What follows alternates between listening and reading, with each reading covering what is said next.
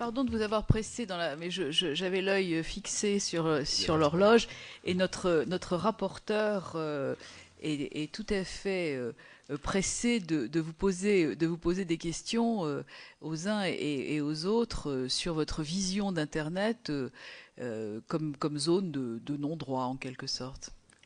Oui, alors, merci Madame la Présidente. Mes chers collègues, Madame, Messieurs, merci pour tout ce que vous nous avez dit. Je dois dire que beaucoup de questions se posent à nous. Et moi, j'érige un postulat déjà. Internet ne saurait être un espace de non-droit. Certains défendent l'idée que Internet est un espace de non-droit. Bon. Et nous avons eu beaucoup de mal lorsque nous avons voté la loi de programmation militaire et la dernière loi sur le terrorisme parce que nous avons été traités de liberticides. Bon. Alors, moi, je suis très, très précis. J'ai été heureux de ce que vous avez dit, Madame Chambon. Monsieur Tabaka, je constate que la ZIC progresse un peu, puisque nous avions été bombardés à une certaine époque de communiqués de l'ASIC. Les premiers que j'ai reçus, je ne savais même pas ce que c'était, qui disaient, voilà, danger, halte, les libertés sont menacées dans la République française.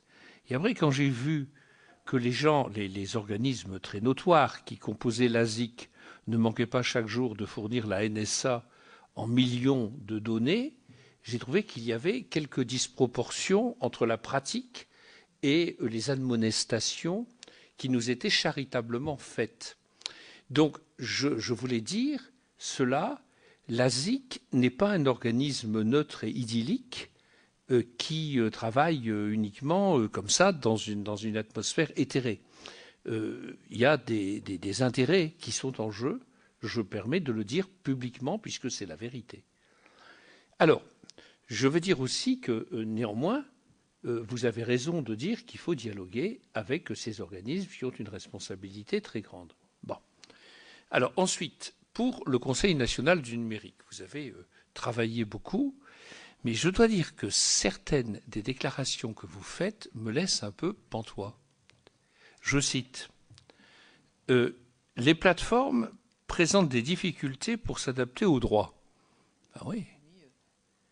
Non, mais c'est vrai, sans doute. Mais il existe un code pénal dans ce pays et en général, il s'applique, quoi. On ne prend pas pour excuse qu'on a une difficulté à s'adapter au droit. Vous voyez ce que je veux dire? Ou encore, ce que vous avez dit à la fin est symptomatique quand même. Vous avez dit, je vous cite, hein, Monsieur Berthet, amicalement, vous avez dit plutôt que de se référer à des sanctions judiciaires, les sanctions à l'intérieur des plateformes sont plus efficaces. Alors, ce qui, finalement, si je regarde cette phrase que vous avez dite, ça veut dire qu'il y a une communauté Internet qui s'autorégule et d'une certaine façon, vous pensez qu'aucune loi externe ne peut véritablement, alors peut-être que j'ai mal compris, être à 100% efficace devant et que la seule solution, c'est finalement l'autorégulation du système par lui-même. Alors bon. Moi, je pense de toutes mes forces, si vous voulez, que je ne vais pas être long, hein, j'arrête, que il y a si vous êtes journaliste dans un journal écrit, dans papier, Le Monde, Libération, Le Figaro, etc., bon, vous publiez quelque chose qui est xénophobe, raciste, antisémite, apologie du terrorisme. Et vous mettez des photos de gens qui tiennent deux têtes sanguinolentes en disant bravo, nous sommes les meilleurs. Bon, si vous faites ça, vous êtes sanctionné en vertu du code pénal. Bon, je considère qu'il n'y a aucune raison pour que ce ne soit pas exactement pareil si le média est un réseau social. Voilà. Donc, à partir de ce moment-là, il y a la question, bien entendu, et Madame Chambon, vous l'avez dit, de la mise en œuvre. Hein, soit parce qu'on va enjoindre de retirer le message, et c'est très important que le juge puisse intervenir, mais il y a aussi des mesures à caractère administratif, bien sûr, qui peuvent toujours être contestées, mais vous avez dit qu'il avait fallu 3 minutes pour enlever un message particulièrement dangereux, d'apologie du terrorisme, donc il faut réagir avec une grande rapidité. Donc, vous avez fait des propositions utiles. Moi, je retiens la proposition selon laquelle, en un seul clic, on pourrait signaler sur tout réseau social un site qui est contraire à la loi, qui présente de réels dangers. Parce que, bon, on peut dire aussi, vous l'avez dit, que le djihadisme se développe par d'autres moyens que l'Internet. Il n'en reste pas moins que l'Internet est de plus en plus un vecteur important. Et qu'on ne peut pas dire, c'est un des éléments, il faut de la pédagogie, de la psychologie, ok. Mais il faut aussi protéger. Excusez-moi d'être comme ça, je ne suis pas d'une nature répressive, moi aussi j'aime bien la liberté, mais la liberté s'exerce dans le cadre de la loi. Sinon il faut fermer cette maison. Et l'autre à côté, là, pas loin, qui s'appelle l'Assemblée nationale. Bon. Donc, je crois qu'il y a des mesures utiles, mais il y a des sites il y a des messages qu'il faut supprimer, et qu'il faut supprimer très rapidement. Et il y a des sites qu'il faut supprimer, parce qu'ils sont... Bon, alors, quand je dis ça, je pense que je parle pour la liberté. Bon, mais je suis tout à fait d'accord pour qu'il y ait des voies de recours, etc. Enfin, on est dans un état de droit pour que toutes les voies de recours existent, mais que l'on puisse protéger les populations contre le danger que représente le djihadisme. Et enfin, et j'arrête, vous avez tout à fait raison sur le fait qu'il est illusoire de penser que des lois nationales suffiront.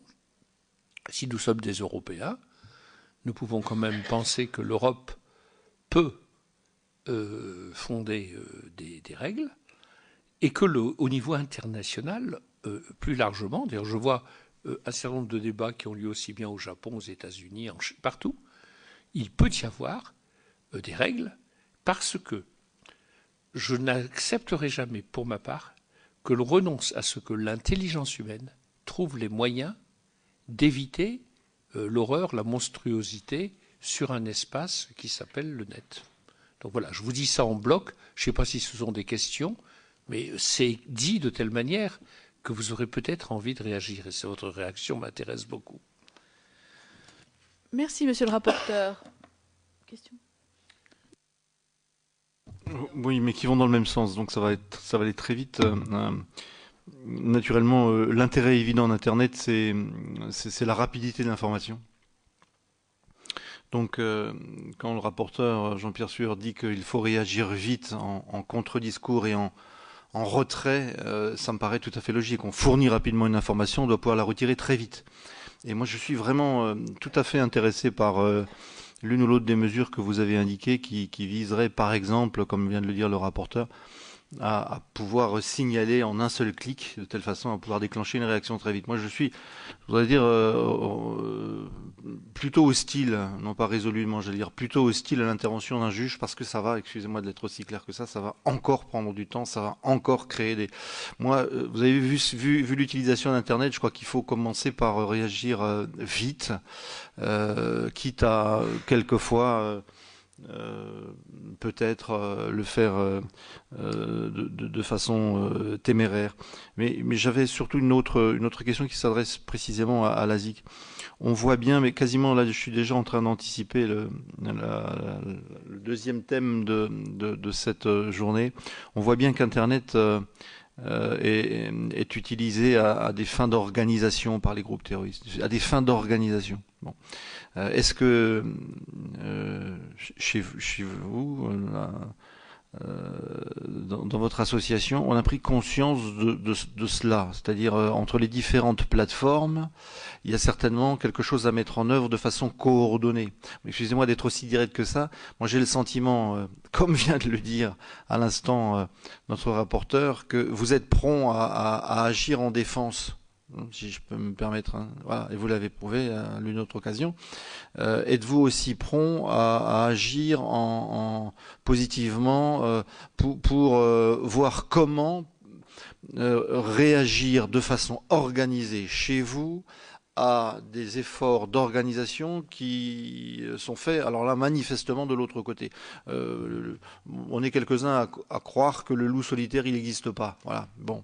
Et que c'est un maillage qui est en train de s'organiser à travers les différents outils d'Internet, les différentes plateformes, etc., etc. Même si, globalement, on sait bien que les réseaux peuvent être différents, il y a un moment où ils se rejoignent. Voilà. Donc ma question c'est, y a-t-il un effort d'organisation de votre part ça vaut peut-être aussi pour le Conseil national du numérique. Est-ce que vous avez réfléchi à cela? Manifestement oui, puisque vous avez réfléchi aussi déjà à des pistes d'action, mais est-ce qu'il n'y a pas moyen d'aider notre gouvernement sur ce plan-là, hein, aussi clair que cela, d'aider notre gouvernement à bâtir une stratégie numérique qui dépasserait simplement le contre-discours qu'on est en train de mettre en place. Voilà. Mais rapidement. Merci. Alors, avant de vous laisser répondre, j'ai 4 orateurs inscrits. Si vous le voulez bien, je vais prendre toutes les questions en même temps. Ça permettra d'organiser la réponse, puisque cette table doit s'arrêter à 16h30. Et que donc, pour la bonne organisation de nos travaux, je donne d'abord la parole à Alain Gournac, puis à Michel Vergoz, puis à Claude Rénal, puis à Françoise Cartron. Merci Madame la Présidente. D'abord, je voudrais remercier nos invités parce qu'ils nous ont donné non seulement des analyses, mais aussi des pistes. Hein, la raquette, elle passe aussi devant Internet et encore pas mal de trous dans la raquette. Il y a même un endroit, il n'y a pas du tout de fil. Alors la première chose, je voudrais vous dire, Monsieur Bonnet, parce que je vous ai entendu dire, il y a tout de suite une réaction de l'Assemblée nationale et du Sénat. Non. Si c'était vrai, je vous dirais que oui. Il y a eu une réaction de l'Assemblée nationale à l'instant. Nous travaillons depuis le mois d'octobre. Et vous savez que les événements graves qui ont touché notre pays, c'est il y a 15 jours. Donc, c'est pas vrai. Si c'était vrai, je vous dirais, vous avez raison. Nous, depuis le début, nous allons en profondeur pour regarder des propositions qui seraient des propositions acceptables. Il y a les droits de l'homme, on est comme vous. Hein. On n'a pas du tout envie, dans ce pays, des droits de l'homme d'ailleurs. Bon, mais. Et puis la deuxième chose, vous avez dit, Monsieur Bonnet, en toute amitié, hein, je vous cite vous parce que vous m'avez un petit peu interloqué en disant il faut pas tout ce danger vient pas seulement d'Internet. Je suis pas d'accord avec vous. Nous on a la preuve que des jeunes, alors peut-être des petits esprits, sont partis au djihad après un film qu'ils ont regardé sur Internet. Un, pas deux. Et ils sont partis au djihad, et bon, ça tombe mal, parce que pour certains, ils sont partis pas loin de chez moi, comme dirait l'autre. Bon. Donc je dis quand même que pour ces esprits, vous savez, quand je dis des petits esprits, je ne veux pas dire ça, mais un peu perdus dans la société, ils sont favorables à recevoir ce message, mais oui, il faut que j'y aille. Donc non. Franchement, Monsieur Bonnet, l'Internet est pour nous, jusqu'à, on est là devant vous, et quelque chose d'important pour faire partir les gens. Alors, il y a des pistes que vous nous donnez qui sont intéressantes. Moi, je suis d'accord avec le co-président de rajouter un juge. Faut faire attention à tout ça parce que ça peut peut-être aussi, au contraire, freiner. Et puis, je suis tout à fait d'accord avec le rapporteur. Je l'ai écouté avec beaucoup d'attention, comme d'habitude. On n'est pas dans un pays de non-droit. Hein, je vois pas pourquoi dans d'autres domaines on va être exigeant pour respecter le droit et puis que dans ce domaine, oh bah oui mais c'est spécial, vous comprenez, c'est Internet, alors on vient dessus, on est libre. Non, on est dans un pays de droit, hein, et il faut, je suis désolé de vous dire ça, ne le prenez pas mal, c'est pas une leçon, et dans ce pays de droit, il faut aussi qu'on trouve des solutions pour qu'Internet puisse freiner cette approche et donner des résultats. Voilà, c'est tout. C'est tout. Très bien.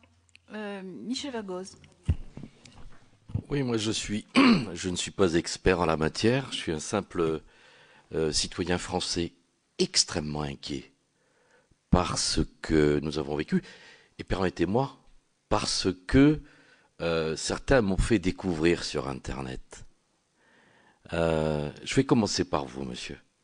Quand vous faites le débat sémantique sur est-ce que c'est à l'hébergeur d'apprécier le caractère illégal, je vous dis, ne vous blessez pas, hein. Vous m'avez choqué. Parce que je pensais que le plus grand dénominateur commun entre nous, c'était notre citoyenneté de Français. Et quand la République est attaquée, ne me demandez pas de faire une loi dans la précipitation, j'aimerais être sourd à votre demande. Parce qu'elle est préoccupante sur le degré de mobilisation citoyen dans cette grande et belle France. Moi, je viens de La Réunion, monsieur, à 9500 kilomètres d'ici, et je me sens profondément républicain et concerné par cette chose. Ce ne serait pas de la délation de ma part que d'indiquer en transparence aux autorités que les décapitations de citoyens du monde, et c'était pas seulement mon compatriote, d'autres, américains, anglais, m'ont profondément choqué. Et si un citoyen de l'Europe, allez, on parle de chez nous, de la France, s'interroge de savoir quand le contenu est manifestement illégal, alors là, il y a un problème, monsieur Tabaka. Il y a un gros problème. Voilà, ne prenez pas mal, hein, je me situe sur la même ligne que monsieur. Je ne dis pas que vous m'avez choqué. Je dis simplement que vous m'avez donné de l'énergie pour me redresser plus fort encore pour faire front. Et j'aimerais ne pas vous donner satisfaction en attendant vos réponses de citoyens sur ASIC. Est-ce que je peux vous poser la question, combien d'hébergeurs en France? Vous me répondrez tout à l'heure. Parce que je me dis, en tant que non éclairé, non avisé, non expert, et si les hébergeurs se faisaient de la concurrence, c'est que c'est les arranger de ne pas se mêler de ces choses-là, elles sont si basses, se transformer en juges, et de peur de perdre des clients, au prétexte qu'ils seraient plus sévères ici qu'ailleurs, tel et tel hébergeur, eh bien ils se mettaient à dire on n'a pas vu, on n'a pas entendu. Excusez-moi, monsieur Tabaka, je n'ai rien contre vous, hein. Je reprends les précautions de mon collègue. Voilà, je souhaitais dire cela, madame la présidente. Cela m'a choqué. La République ne peut pas se relever si on ne se sent pas tous concernés par notre devoir de responsabilité. Au nom de la finance, au nom des profits, on ne peut pas laisser tout faire. Et on est en droit d'attendre que nous prenions nous-mêmes un peu en charge. Je le dis gravement. Madame la sous-directrice de la police judiciaire, je vous écoutais avec beaucoup d'intérêt. Est-ce que vous pourriez me répondre si vous êtes satisfaite du temps de réponse entre le signalement, la découverte et le blocage? Est-ce que vous avez noté des dysfonctionnements? Est-ce que vous avez déjà pensé à un moment qu'on pouvait aller beaucoup plus vite? Et si oui, quels sont les éléments que dont nous devrions disposer pour en être ainsi? Donc, j'arrête. Je vous remercie, Madame la Présidente. Mais je vous en prie, mon cher collègue, je précise que cette audition est ouverte aux membres du Sénat qui ne sont pas membres de la commission d'enquête, et c'est bien parce que ce problème relève d'une question éminemment citoyenne, éminemment difficile, qui est liée aux droits de l'homme, qui est liée aux nouvelles technologies et aussi à une nouvelle délinquance, et que je peux vous dire, sans violer le huis clos, que plus nous avançons, plus nous avons de questions et plus nous avons de questionnements. Donc si cette audition est ouverte sur ce sujet particulier, c'est précisément pour qu'on puisse aussi faire état de nos interrogations et que chacun puisse s'exprimer, parce que les millions de Français qui étaient dans la rue il y a quelques jours ont bien répondu à ce réflexe citoyen, et il va bien falloir aussi que cela se retranscrive dans les actes et que cette citoyenneté passe à la fois par les hébergeurs, à la fois par le conseil numérique, à la fois par l'utilisateur. Et encore une fois, merci de nous avoir donné ces pistes, notamment sur les signalements, et aussi par les autorités qui sont là. Mais je crois que c'est tous ensemble qu'on arrivera à la fois à mieux appréhender le problème et aussi à ajuster les solutions. On a tous bien compris depuis longtemps, avec 12 ou 14 lois antiterroristes en 15 ans, que le tout répressif ne fonctionnerait pas. Bon, donc voilà où nous en sommes. Merci de vos indignations et de vos questions. Merci de les avoir entendues. On n'a pas encore vos réponses, mais nous n'allons pas tarder à les avoir. Claude Raynal. Moi, je ne voudrais pas, Madame la Présidente, à l'occasion de mes interrogations, renforcer ce qui vient d'être dit et d'une certaine façon faire douter ceux qui ont été invités de la pertinence d'être venus. Parce qu'effectivement, dans les propos, nous partageons, je partage avec les collègues qui ont parlé précédemment, quelques interrogations par rapport à la façon dont les choses nous ont été présentées, même si, sur le fond, elles ont été riches et complètes. Mais le point qui a été pour moi le plus étonnant, mais cela a été dit avec d'autres mots, c'est l'impression, je réécouterai d'ailleurs ce qui a été enregistré, j'ai l'impression, en vous écoutant, messieurs, d'une certaine minimisation du sujet. Une vision, et j'ai senti dans votre intervention, j'aurais aimé, je le dis, d'abord, comment dire, que vous marquiez, effectivement, en tant que représentant, en tant que personne, l'intérêt des questions qui sont posées et du sujet, plus qu'un plaidoyer pour le minimiser. Et très sincèrement, je l'ai ressenti comme ça. J'ai ressenti ça, une minimisation du sujet complète, et j'aurais préféré, très sincèrement, mais comme d'autres, une implication plus forte et en préalable une reconnaissance d'un sujet avec d'abord la volonté d'agir, même si c'est compliqué. Et vous avez donné tous les termes de la complexité. Mais politiquement, on est habitué à ça, quel que soit le sujet que l'on traite. Il ne serait pas politique s'il n'était pas complexe. On n'aurait pas besoin de nous pour traiter des sujets qui auraient finalement des réponses assez naturelles. Alors, ce qui m'a encore plus choqué, c'est des expressions. Les réseaux sociaux, il est impossible d'agir. La ligne Maginot numérique. Il y a des façons, comment dire, moins ironiques de dire les choses.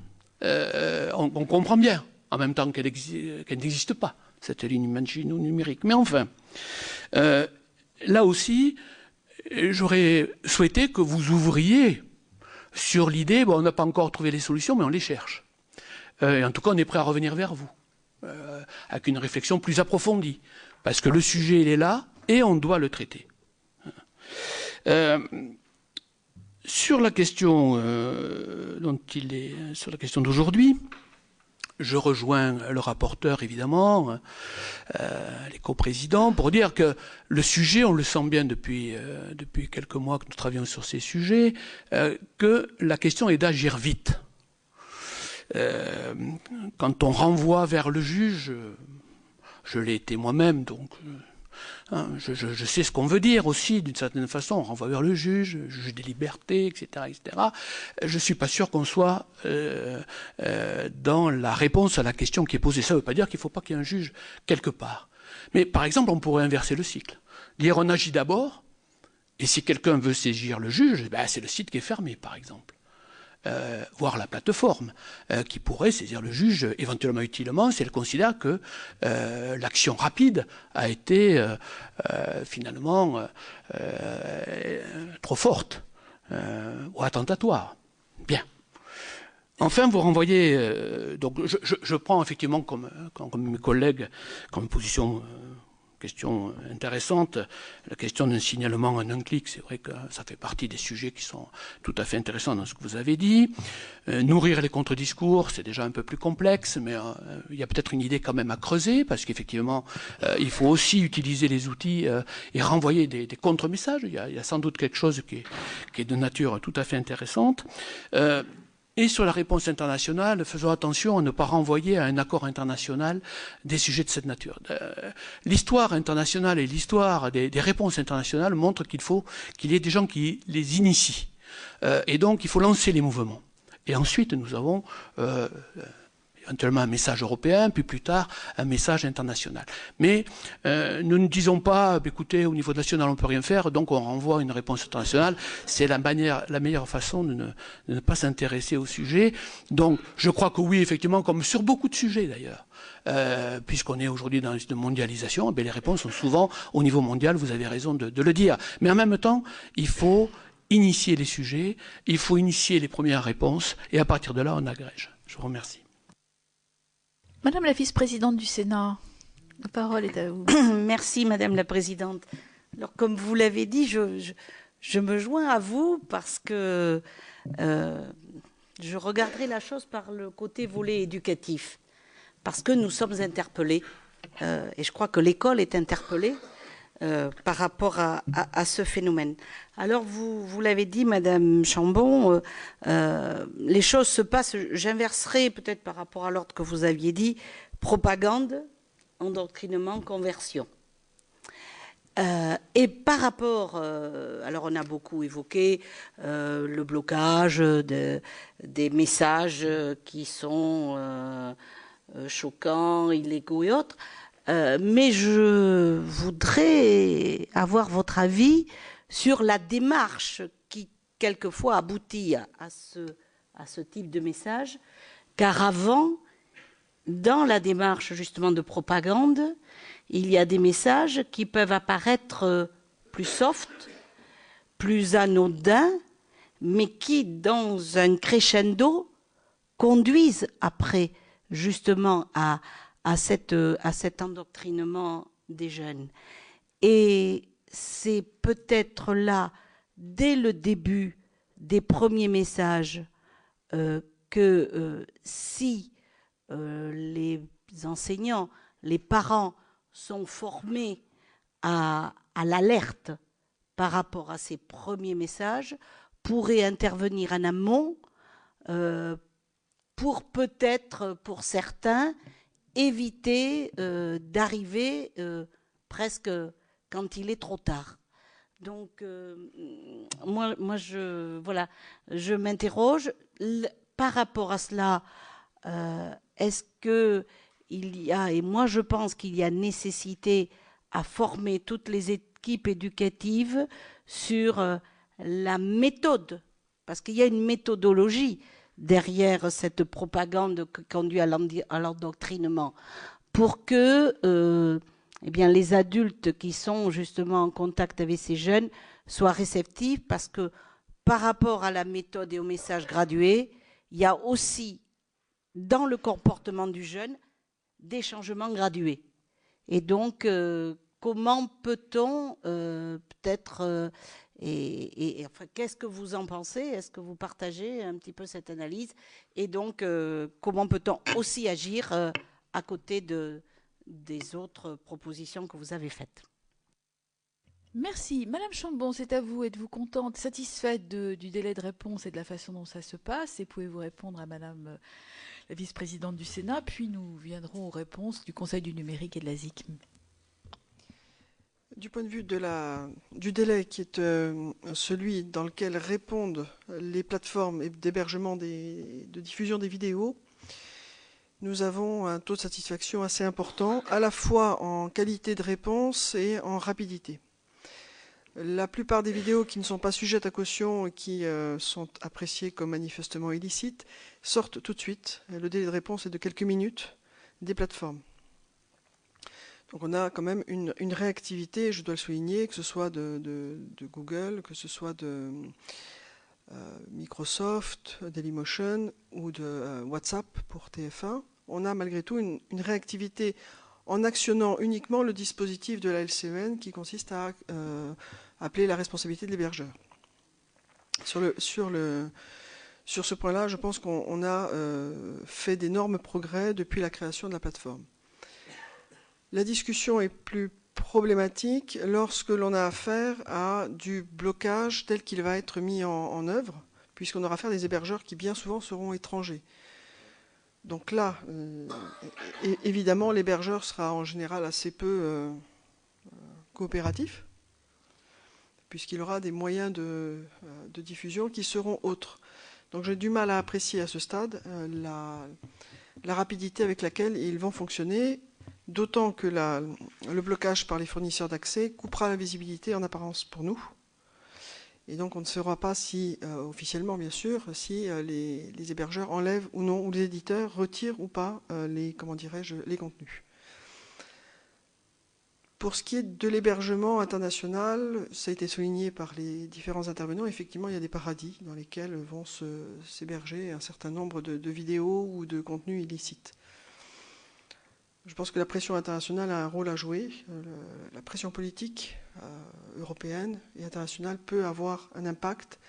On a de plus en plus, si on part des années 2000, début des années 2000 et maintenant, on a fait des progrès considérables. Et je pense que le rôle politique et le poids politique a une importance prédominante pour accompagner ces efforts. Et marginaliser de plus en plus les États qui bâtissent des empires de non-droit. Pour ce qui est de la question posée par la vice-présidente, je partage totalement l'analyse. Et d'ailleurs, c'est un des sujets sur l'approche que nous avons de la liste, qui est la liste des sites sur lesquels la propagande se fait. Nous avons tendance effectivement à considérer que l'on a des alertes à mettre en place et que le blocage en fait partie. Parce que c'est là que la notion d'interprétation et de qualification est la plus complexe à mettre en œuvre pour nos opérateurs. C'est pour ça qu'on va en spécialiser. Nous en avons déjà des spécialisés, mais nous allons les positionner sur la plateforme de blocage. Et nous avons pris des gens qui sont capables d'avoir des approches juridiques un petit peu étoffées pour être certains qu'ils fassent déjà une préqualification solide. Nous nous garantirons par ailleurs d'un certain nombre de validations. Ces sites de propagande ont tendance à viser large. Voilà. Et à attirer finalement le chaland, jeune de préférence, vers des endroits qui seront celui qui lui permettra de se créer un socle de valeurs, les mauvaises forcément, mais des valeurs, des repères, des discussions, des échanges qui seront en contradiction complète avec ce qu'il peut avoir au niveau social, soit délité, soit normal, ou au niveau scolaire, où on sent bien qu'il y a une analyse pour l'instant des signaux faibles qui n'est pas vraiment relayée. La formation des équipes éducatives à ces signaux faibles, puisque c'est le miroir finalement de cette propagande et de qui se distille dans un tissu jeune de préférence, parfois moins jeune, des gens qui sont pertes de repères mais beaucoup plus tard, me paraît essentiel. Il faudra néanmoins faire tomber cette fracture qu'il y a entre l'approche que l'on a systématiquement des autorités un peu répressives et des forces éducatives qui sont plutôt protectrices de leur environnement scolaire. Ce que l'on conçoit parfaitement. Mais je pense qu'il va falloir créer des passerelles qui peuvent être prises par des services qui sont moins connotés peut-être de manière répressive, mais encore que les passages dans les écoles peuvent créer justement cette alerte. Et puis détecter, donner les signes de visibilité de ces signaux faibles.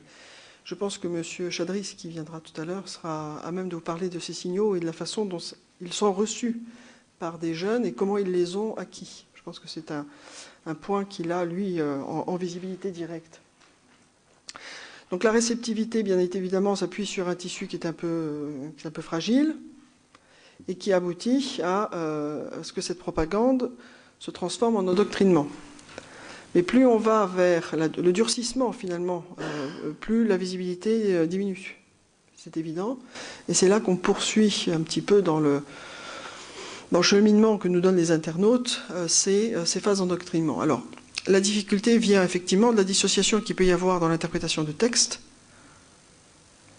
Mais l'environnement de ces textes-là est rarement celui qui appelle à la paix. Donc je pense qu'à un moment donné, voilà, on peut quand même avoir un peu de discernement et puis d'analyse. Et je pense qu'on est capable de discriminer ce qui est d'un rôle d'animam ou manifestement, nous sommes plutôt dans une religion que celui qui appelle au djihad. Je pense qu'à un moment donné, l'utilisation de certains versets du Coran, de certaines sourates, sont quand même plus orientés que d'autres. Donc il y a une analyse qui peut être faite par tout un chacun avec un peu de bon sens.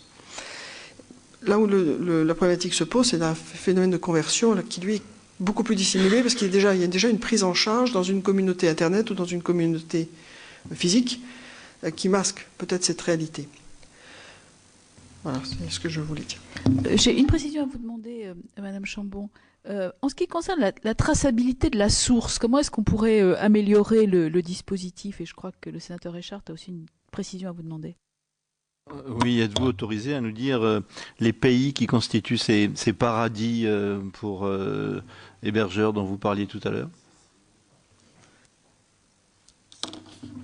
De tête, je ne pourrais pas vous en fournir une liste, mais par contre, je peux vous communiquer cette liste par la suite. Beaucoup de petites îles.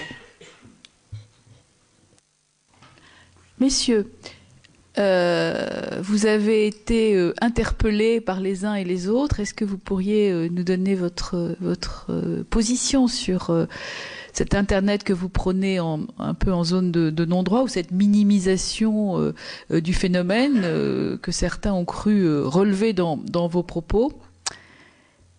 Le Conseil du numérique, à vous. Oui, merci pour les questions et désolé s'il y a une incompréhension. Bien sûr, la situation est critique. Nous, on cherche et on doit agir vite et faire en sorte que l'État puisse agir vite et tout faire pour rendre difficile, impossible l'action des terroristes. Il y a bien sûr des contenus, des sites à supprimer, à déréférencer, à bloquer. On n'est pas du tout contre ça, bien au contraire. Il y a bien sûr des peines à prononcer. Internet n'est pas un espace de non-droit et on doit faire en sorte qu'il ne soit pas perçu comme tel. Ouais. Non, Internet n'est pas considéré comme un espace de non-droit. Il est malheureusement trop souvent perçu à tort comme un monde un peu à part du droit. J'aimerais juste revenir à ce sujet-là, en fait, s'il y a une petite incompréhension sur la question de la régulation communautaire. Le débat n'est pas du tout de sortir Internet du droit ou de se passer du droit pénal. La régulation communautaire, justement, est pensée pour pallier les limites du droit et les difficultés que le droit peut avoir à s'appliquer sur Internet. Donc c'est quelque chose qui pourrait se mettre en place en amont de la procédure judiciaire sans jamais la remplacer, c'est en complément. C'est pour répondre en fait à deux difficultés qu'on voit aujourd'hui par rapport qui illustrent les difficultés qu'a le droit à s'appliquer. D'une part, la difficulté pour la plateforme de traiter tous les signalements qu'on lui fait remonter dans un espace décentralisé, et d'autre part, une difficulté du droit à appliquer des sanctions qui soient véritablement dissuasives et pédagogiques. Ce qu'aujourd'hui, et l'actualité de ces derniers jours l'a un petit peu montré, il y a eu beaucoup de peines d'emprisonnement qui ont été prononcées pour l'apologie au terrorisme, une cinquantaine je crois, dont notamment certaines pour des propos tenus sur Internet.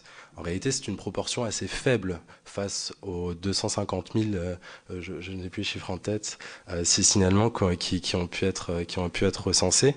Et ça illustre à notre sens une forme de déconnexion en réalité entre les sanctions du droit et la réalité sociale des individus sur les médias sociaux. C'est pourquoi l'objectif du CNUM est d'aboutir à des modes de régulation complémentaires et en amont de la réponse pénale à proprement parler, qui puissent être plus efficaces justement pour supprimer ces contenus. Voilà, et traiter les effets de propagation qui sont propres au web. Sur la question de la place du juge plus spécifiquement, le CNUM donc a rappelé dans son avis qu'il était particulièrement attaché à conserver le juge. Le CNUM est conscient en revanche des lenteurs qu'il peut y avoir en matière judiciaire. C'est pourquoi il se prononçait en fait, il proposait de réinvestir les procédures d'urgence qui sont aujourd'hui assez peu utilisées. On peut penser par exemple au référé LCEN. On a rencontré plusieurs avocats et de magistrats qui nous expliquaient que ces procédures étaient sous-utilisées. Le CNUM proposait également d'inventer de nouvelles procédures justement pour conforter la place du juge et à obtenir plus de célérité et plus de systématisation dans le traitement des dossiers. C'est pourquoi on proposait par exemple de s'inspirer du mécanisme qui existe en matière de jeux illicites, à savoir pour l'Argel, en inventant des mécanismes hybrides où l'administration pourrait transmettre à un magistrat une liste de sites à bloquer. Le magistrat pourrait prendre une décision extrêmement rapide en matière de jeux en ligne. Ce sont des délais qui sont de l'ordre de même pas une semaine. Voilà. Monsieur Tabaka. Oui. Non, très rapidement, parce que je sais que vous devez poursuivre vos travaux. Déjà, sur la question zone de non-droit, je crois que, paradoxalement, même si vous avez peut-être cette impression-là, les acteurs du web ont plutôt à expliquer en permanence qu'on est déjà dans une zone de droit. C'est-à-dire qu'aujourd'hui, la loi économie numérique, c'est un cadre juridique, il a été écrit il y a 10 ans, il faisait suite à une loi du 1er août 2000 qui était la première loi Internet. On a depuis eu énormément de dispositions législatives qui sont venues se succéder, se superposer sur, et qui visent même spécifiquement Internet, puisque le fait d'utiliser Internet est pour de nombreuses infractions une circonstance aggravante. Donc clairement, aujourd'hui, on est dans une situation où Internet est régulé par le droit. Ce n'est pas une zone de non-droit, on est véritablement dans une zone régulée par le droit, avec des juges, avec des procédures, etc. Sur la séparation manifestement illicite, illicéité, je suis désolé effectivement si cette discussion vous a choqué, mais je voudrais juste rappeler, enfin juste apporter un élément complémentaire. Quand on fait cette distinction-là, on n'est pas du tout sur les contenus que vous pouvez imaginer en matière d'apologie du terrorisme. On n'est pas du tout sur des questions de décapitation, etc. La question ne se pose même plus par rapport à un certain nombre de ces contenus-là. C'est pour ça qu'effectivement, dès lors qu'on est au courant, dès lors qu'on se voit signaler ces types-là de contenus, leur suppression est très rapide et très facile parce que clairement, les différentes équipes, les différentes plateformes qui sont amenées à voir ça, se rendent compte immédiatement que c'est manifestement illicite. Ils agissent immédiatement. La particularité, c'est quelqu'un, je ne sais plus qui, désolé, mais a employé le terme, c'est par rapport à des contenus beaucoup plus délicats à apprécier, et de savoir est-ce qu'on est sur un contenu qui relève du délit d'opinion ou pas. C'est-à-dire notamment des textes écrits.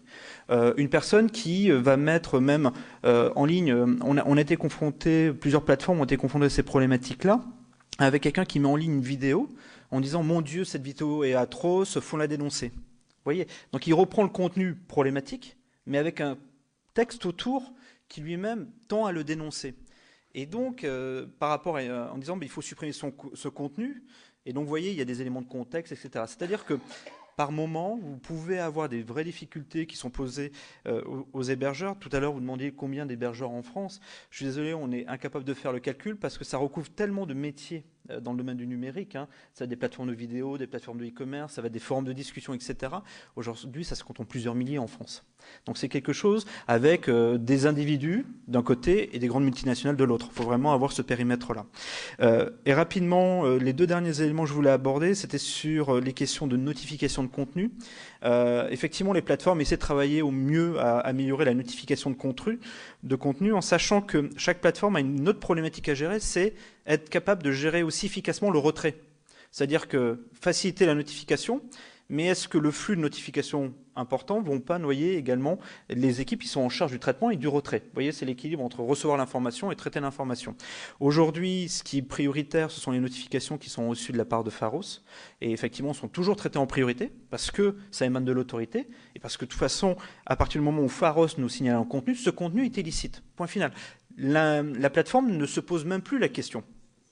Voilà, il n'y a pas de question d'appréciation, c'est véritablement l'autorité judiciaire qui nous signale un contenu, ce contenu est qualifié juridiquement, la question ne se pose pas. Là où la question est soulevée, c'est lorsque ces notifications viennent d'un internaute et qui dit « Mon Dieu, ce contenu-là est problématique, illicite, ne me convient pas, me choque ». Et donc là, on peut se retrouver à des problématiques d'appréciation, en fait, qui sont délicates. Donc effectivement, améliorer les outils de notification, énormément de plateformes ont fait ce cheminement-là, mais ils ont vu aussi en parallèle l'augmentation du nombre de notifications, fondées ou non selon les contenus, et à partir de là, une problématique de gestion. Et sur le dernier point, concernant l'organisation, comment fonctionnent toutes ces structures? Est-ce qu'il n'y a pas quelque chose à améliorer aussi côté acteurs économiques? Aujourd'hui, on se rend compte que nous, on est un maillon de la chaîne, mais on n'est qu'un de ces maillons de la chaîne. Et on essaie de plus en plus à impliquer d'autres acteurs intéressés et qui veulent travailler notamment sur les questions de contre-discours, on a beaucoup parlé, aussi bien pour soutenir les initiatives de l'État, mais aussi pour faire émerger des initiatives individuelles, initiatives par exemple d'associations, etc. Juste pour vous citer deux travaux qui sont actuellement en cours, vous avez cette réflexion qui est à cours au niveau européen, dans le cadre du réseau InHope, et donc effectivement la Commission européenne a lancé en fait des réflexions intégrant l'ensemble des secteurs économiques et les associations concernées pour réfléchir un peu comment améliorer tout ça. Et côté ASIC, nous avons en fait très rapidement pris attache auprès du cabinet de l'Intérieur pour essayer de voir comment on peut améliorer les choses, c'est-à-dire qu'on travaille à la mise en œuvre du cadre juridique actuel avec notamment les équipes de Pharos, et en même temps, on travaille à voir comment on peut améliorer ça.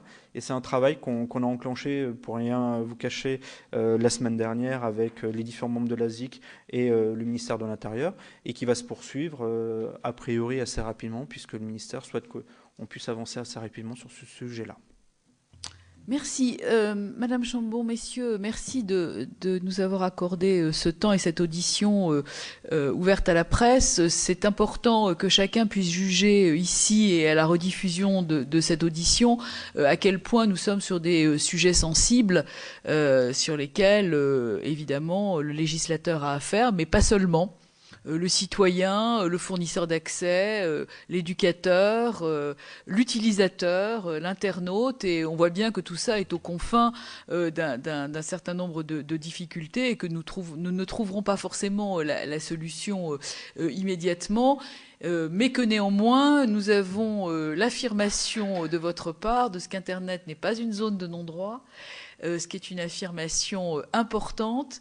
C'était important de le répéter parce que parfois, ce n'est pas le sentiment que nous avons les uns et les autres quand nous essayons, avec plus ou moins de difficulté, de le réguler.